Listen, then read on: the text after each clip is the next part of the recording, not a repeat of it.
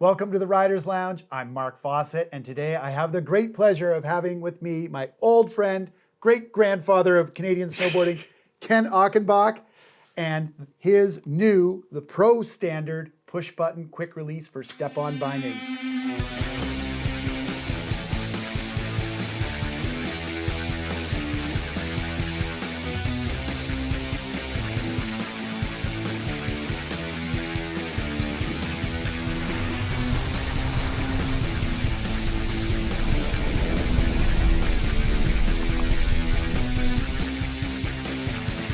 Okay, so I'm going to start things off with Ken. Before we get into the product, Ken and I have like crazy long past. I don't know if we should tell what decade we're talking. I'm sorry I ruined your life. Yeah, man. Yeah, like this guy has set me on the direction where I am still like essentially snowboarding for a living, and so many people get to do and enjoy snowboarding because of this guy's hard work and perseverance as a kid, pretty much. How old were you when? So, I think background. He started the snowboard shop in Calgary. It was the first exclusive snowboard store in the world. Yeah. So you, he just told me this story. Essentially, you had a bunch of boards from Tom. Well, I bought a board from Tom, and it came, and I went out across the street and went snowboarding because we lived on a hill. And I came from a ski racing background. I used to get team skis from Atomics, which was like getting Formula One cars. And I went from that to Rosniall's and quit because it was like going to a county squire. And the biggest one is I wasn't rich, so I knew I was never going to get to the national team.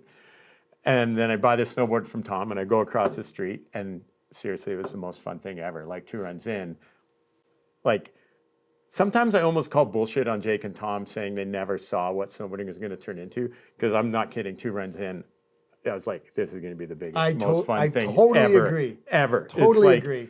I saw that Dick Barrymore movie with Ted Shred. Yeah.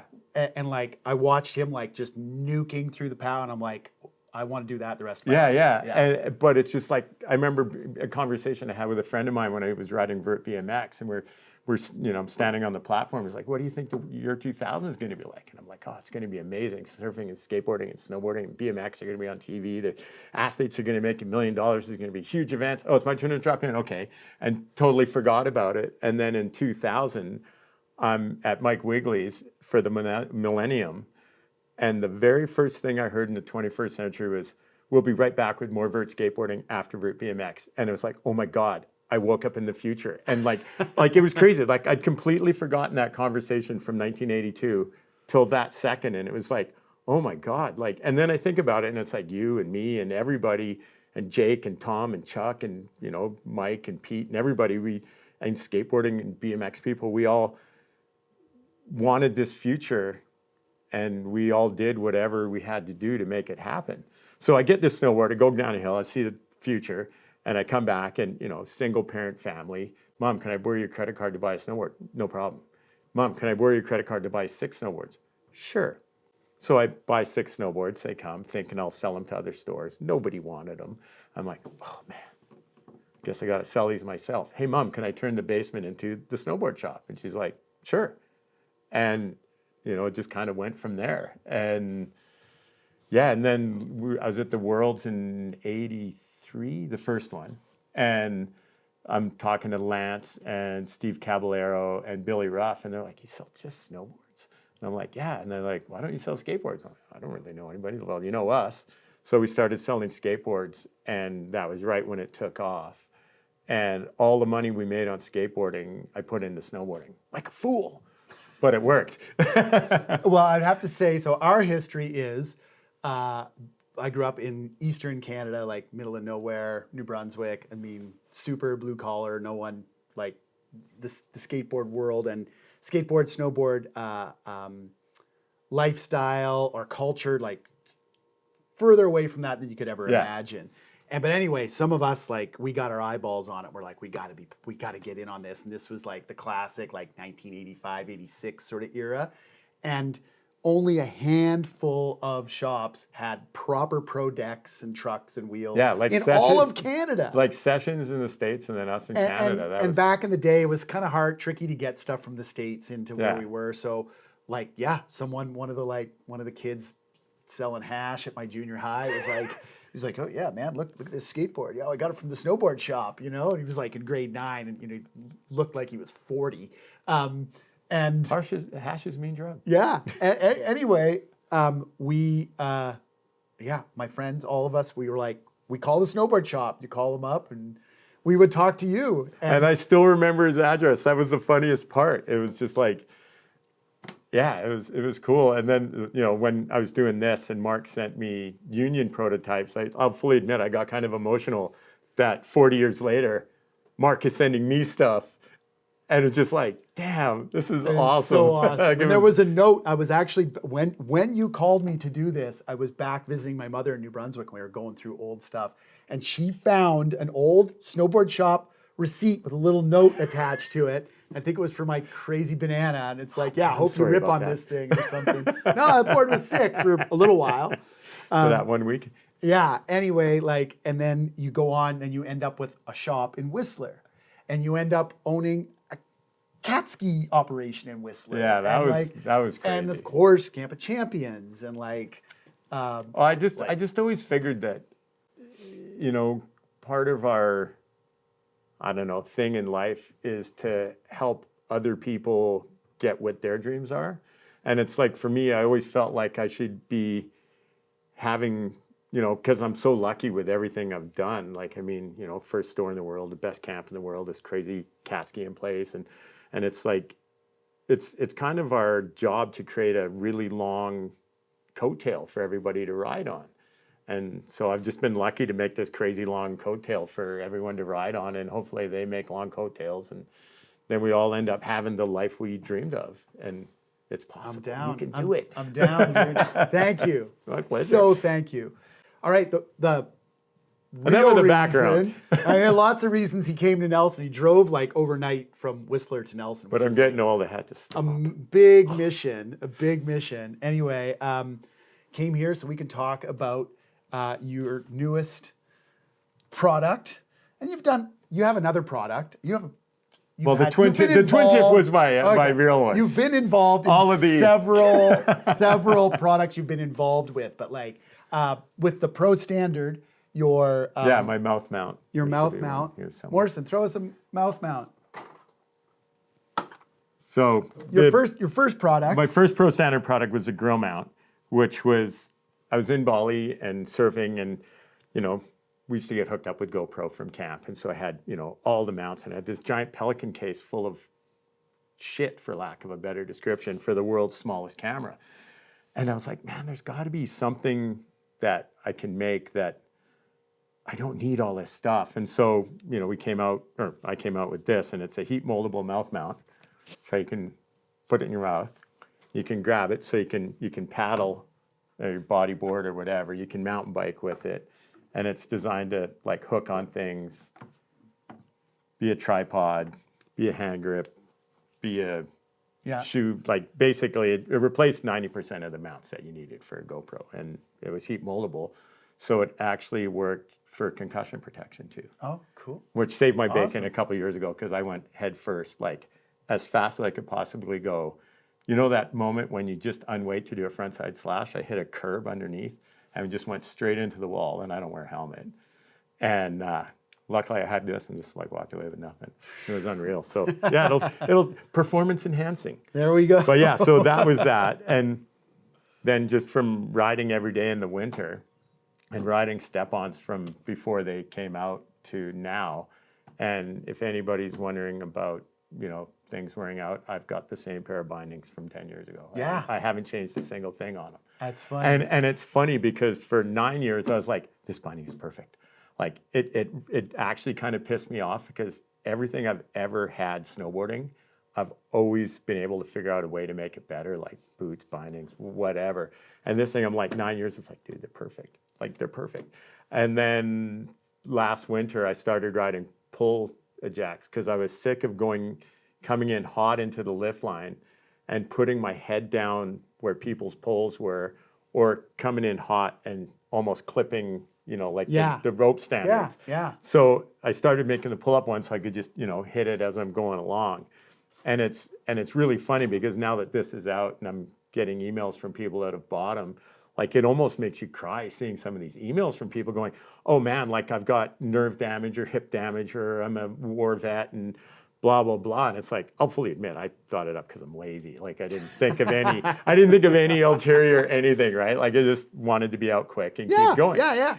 And I mean, it's been a little thing with them. Yeah. I can't say it's there's the only not part comments. that sucks about it. Yeah. It's like you step on or into these things like super easy. Yeah. You still do have to get down there to get out of them. But just getting these emails from people saying how it's making it so that they can snowboard again, or they can keep snowboarding, or they make it more fun. It's just like it almost makes you cry. And it's like I think back on it, and it's like it's the natural progression for me because it's like, I started the shop so it'd be easier to get a snowboard. I started camp so it'd be easier to get good. I started the twin tips so you could actually ride a real snowboard, and then this thing is just the next thing to make snowboarding easier and fun. And it's funny online, there's a lot of tweet snackerers about, but it's like they're like, oh, so old fat people can snowboard. It's like, so you're gonna be an old fat person one day too. Yeah.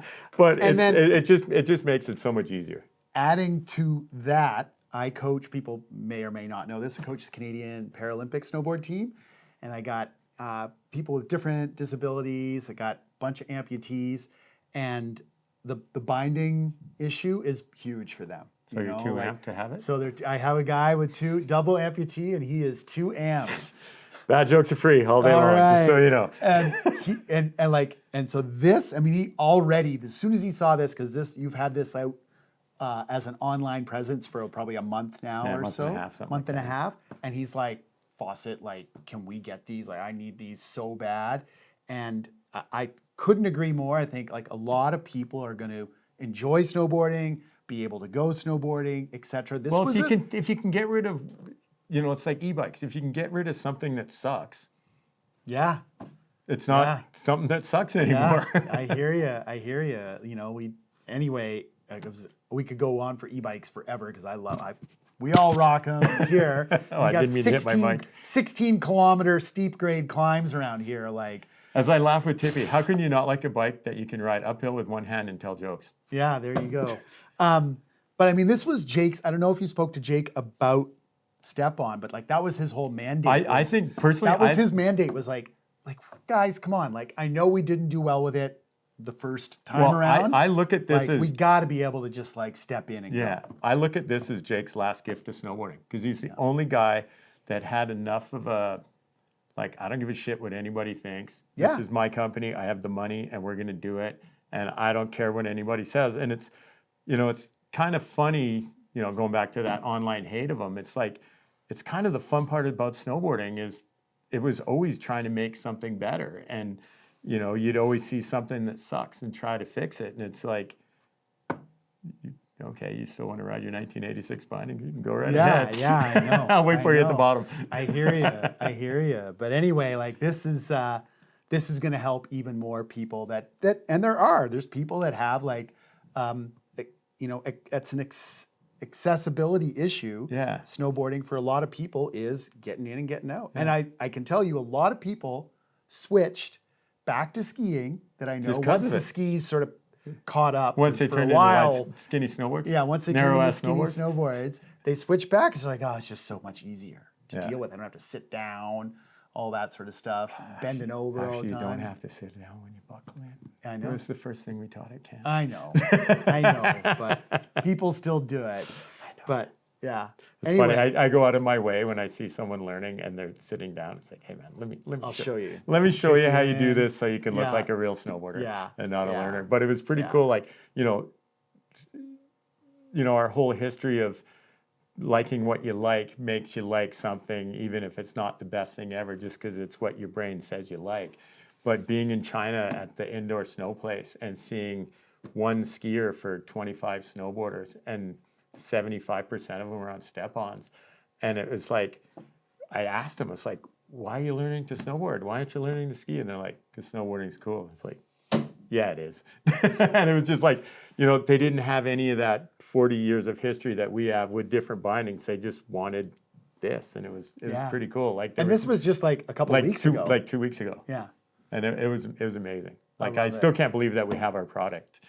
Like, we started this at the end of May, last day of the season, and we have it before the first day of the And season. some people might know about, like, you know, what it takes to like injection mold and like produce a product, but to be able to go from like concept to like deliverable product in a matter of months is unbelievable. Well, and the part that blows me away is originally we thought we were going to be delivering mid-December. And then I'm talking to Frank, the guy that is my fixer, I guess, for lack of a better description, in China. And I'm like, dude, I got to have this. And he goes, the molds will be done October 15th. So I'm like, okay, I'm going to be there. And we spent 2 days working on the rotation of this and how tight and how loose it was and the finish and, you know, all these little tiny little things. And they do it overnight. That's Like, insane. and then they do it overnight. And then the box, they did the box in a day. And it's like we ended up shipping like a month and a half early. It was just Amazing. like I can't even believe it. That never happens. Yeah. Never happens. Well, all these stores, production world. all the Yeah. stores like, oh, there's no way you'll deliver for December. You just started it. It's like, oh, I will deliver for Pretty December. awesome. Pretty awesome. Go back half Yeah. a step. Step on. Do you ride them for the convenience, or do you ride them because you like that different feel of connection? I don't even care how fast you get in. That's the funniest part. Like I used to make bindings. I sold bindings to Barfoot and sold bindings to Nidecker way back when. And to me, most bindings, when I look at them, are still 1986 bindings. There's a thing going over your foot and you crank it down tight, and the top of the run, you go, and until you can't feel your feet. Okay, let's go. And what I really like about step-ons is that because you have no foot pain, because all the pull comes from under your foot, and now especially with these, with the third BOA on top, you don't have that, you know, foot going up to the top of the liner compressing, the liner going up against the boot compressing against the strap and all that. Yeah, it's yeah. just instantaneous. But the part that I really, really like is, like, I'm a POW slut. That's like, Yeah, like, you live in Whistler. I like POW. And also, so you know, he rode every single open day last 181 days in a row. year. Yeah. And that was because of this binding. And where I'm going with this is, like, you know, you always think, oh, POW days are the best days. And then, you know, I have this theory that we only have 9 more winters of snow we can count on. So I don't want, like, I know what it, you know, when the glacier melted, I know how sad I was that I didn't take every single day that I could have got on the glacier. And I see the end of winter coming, and I want to snowboard every single day, no matter what. And what I like about this binding is when you ride hardpack and ice, it doesn't hurt. Way less foot pain. But you know, the part that I haven't read anybody saying is, so you're doing a heel turn, and if you're in strap bindings, you're like, I just got to get to the other side. Oh, just got to get to the other side. Whereas with these, because you have no foot pain, you can actually think about your snowboarding. Yeah. So I know this sounds stupid, but these bindings actually make it so you can snowboard better. It's like, oh, my feet don't hurt. Oh, if I drop my hip and push it forward a quarter inch, I'll get more weight on my edge. If I drop my front arm down, I'll get more weight. If I bring you can actually think about your snowboarding instead of thinking, fuck, do my feet hurt? Yeah, yeah. And that's how you ride 181 days in a row, because it doesn't hurt. And ice is fun because you can just rail the shit out of your board now without dying, and it makes every snow condition fun. Yeah. That's what I like about that binding. I've always said that about step-ons for myself. When I get in a traditional 2-strap binding, the sensation to, like, really They're crank. so sloppy. But even they're not sloppy if you do them. No, but you crank them as tight as you're gonna get them. I and do they're them still super tight. but they're still kind of I sloppy do them compared. super tight, and they hurt because of that. Yeah. And the sensation is I'm trying to break, and I actually have broken Yeah. ankle straps off by trying to torque on them. With this, because the connection points are in a totally different area, like, that goes completely away. Like, I use my foot and I use the top of the boot. Like, the two places you're supposed to use. Well, and that's the thing. And it works. And it's funny because, you know, your head is so used to exactly that. Oh, I got to have it stiff. I got to have it stiff, because that was the only way you could get boards to work. And what I've found with this is just, you can actually ride a softer snowboard and softer boots because the hookup is so instantaneous on heel turns and so instantaneous on toe turns that you don't need all that stiffness up top. Yeah. And it's really cool because you still have the power that you have from the stiffness, but you have the sloppiness and the looseness that makes snowboarding really fun. Yeah. And it's, you know, it's like hard boot from here to here, but good times everywhere else. And it's, that was really funny. Yeah, I'm like, good times everywhere else. Yeah. But no, it's like, I don't even care how fast you get in. I mean, it's nice because I have burned a few people on Glacier Chair for first chair because of it. For sure. I won't deny it. I can't tell you how many times I've been like off the lift, don't stop. No, click, I mean getting on. Like you're standing with three too. people and yeah, there's a reason you stand on the right-hand side. Oh, okay. All right, so let's talk about, I mean, obviously, you know, you knew your concept, you've described it. You're like, I want to be able to come in, not with my head down, getting my eyes poked out by ski poles or what have you. Just come in, quick little like reach down, little bump, nudge. way less, you know, quite like almost a foot in difference of height that you have to reach down. Everyone else, like, and there are a ton of homemade versions of these, which I've seen, which were awesome. Yours included McDonald's straws. Was yours a McDonald's straw? That was the guide. Yeah, that was a guide. That's a guide. Yeah, the McDonald's straw. McDonald's straw. And did you have like some bike cable? Or what did you have I started with gear cable, but it was too thin. Or sorry, brake cable, but it was too thin. So I stuffed a 2 mil brake cable into, a 2 mil gear cable into a brake cable, or the other way around, I can't remember. Yeah. And that worked. And then I was working with Justin Lamoureux, and we were trying to get this angle as straight up and down as possible instead of a curve like this. Yeah. And Justin had what I call the moment. He He's goes, like, let's just well, push it's a pivot. So if you're pulling up here, it's pushing down here. So if we tuck it into the high back, it'll push. And that was the moment. And that's what made it. Brilliant. So it was awesome. So I it was mean, it's super. Two snowboard geeks working together to make something awesome. It's super sleek. It's hidden in behind there. It's not all flapping around out back, you know, out the side or anywhere where it's going to really get caught up on anything. And I mean, it's like the actuation's really clean and easy.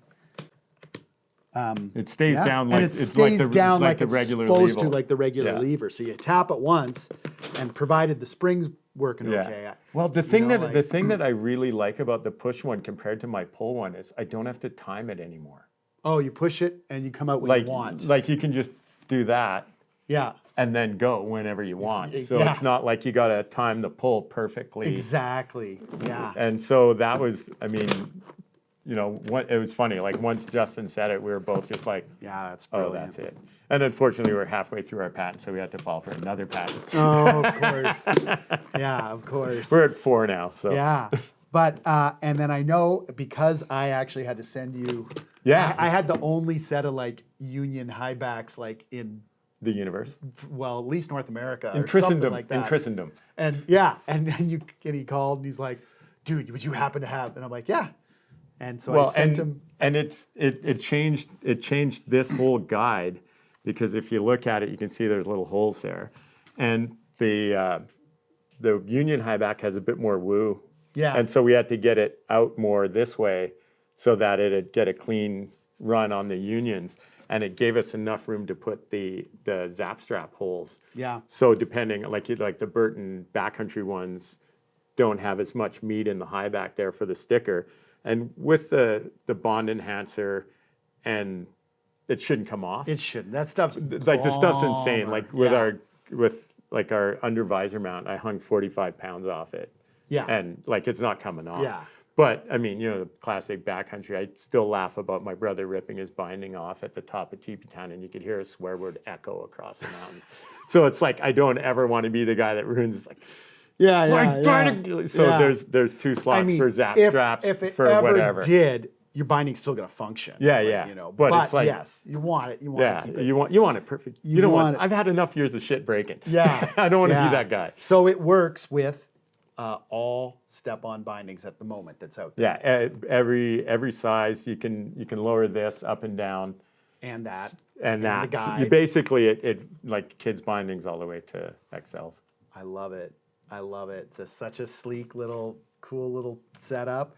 And they're weigh nothing, by the way. So I was like playing with the POP boxes, some of which here are actually empty at the moment. And if you're wondering why it's empty, because we sent it to like people at they've gone out. But anyway, and then I found the one with it. I'm like, oh my God, like, the only way I could tell there was anything in the box is because it rattled. Yeah, no, there. And it's like there's a little bit of design magic in it. Like this piece here, the tight part's in the middle, and then it's flared out at the end, so that no matter where you put it on your high back, it doesn't pinch. And then this piece here, the screw, the black. If you got a silver one, you know you got one of the first 100, and all the new ones are black. But the screw clamps down on the T-nut. Yeah. So that it's not pinching on the plastic. Yeah. So the that plastic's free to move. Free to move. And weird small thing of the universe, when I was making this, if you look at this T-nut right here, that's about a 1996 Burton toe strap T-nut. Yeah.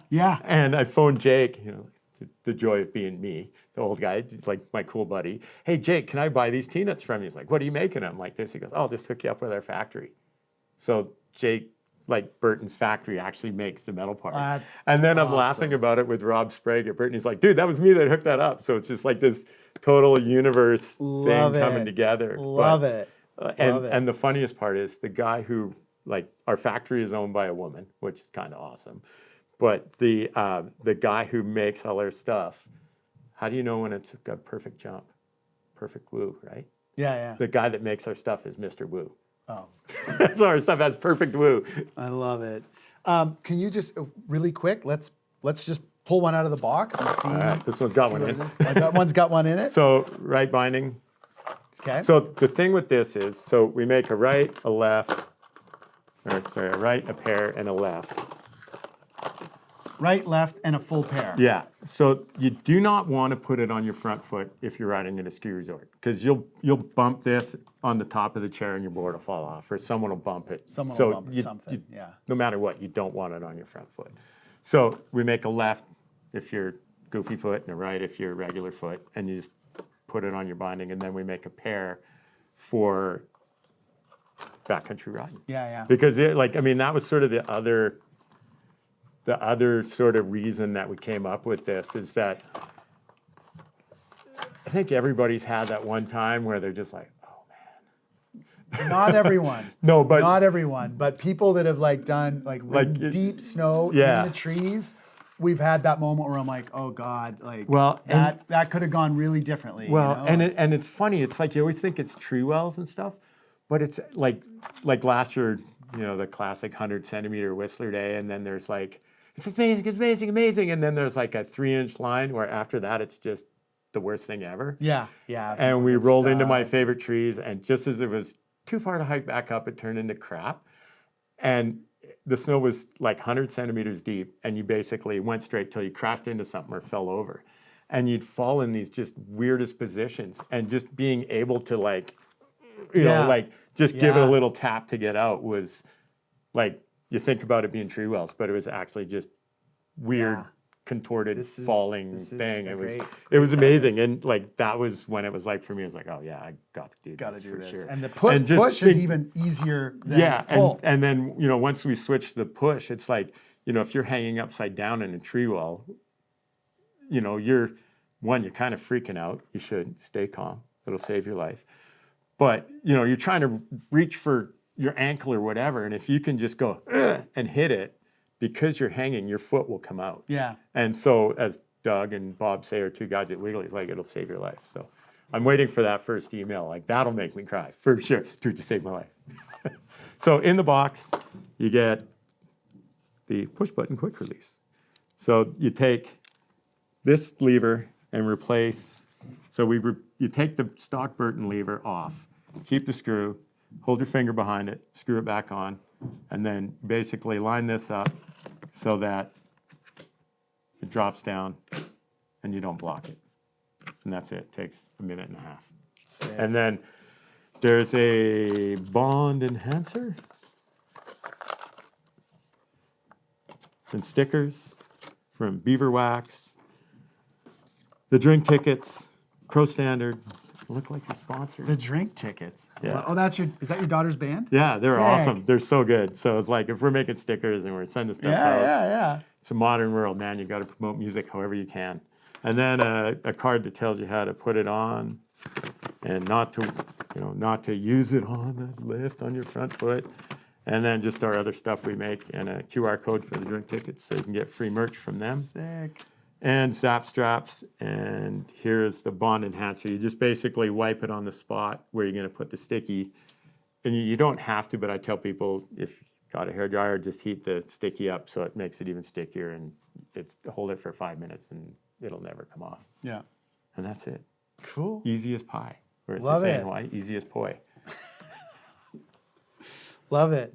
Well, Ken, thanks so much. I mean, we could do like multiple episodes, and maybe we'll do another one where we just talk shop, not just this, but like snowboard history, because this guy's full of stories, as you can tell. From the Riders Lounge, thank you so much. Please like and subscribe. Got to thank our big sponsors, Baldface Lodge, Cole Headwear. This is coffee. You don't drink coffee. I don't drink coffee. I Oh, don't drink tea. great, more for me. James Brand Knives, of course, upstairs at Tribute Board Shop as well. Thanks again, and enjoy your day on the slopes.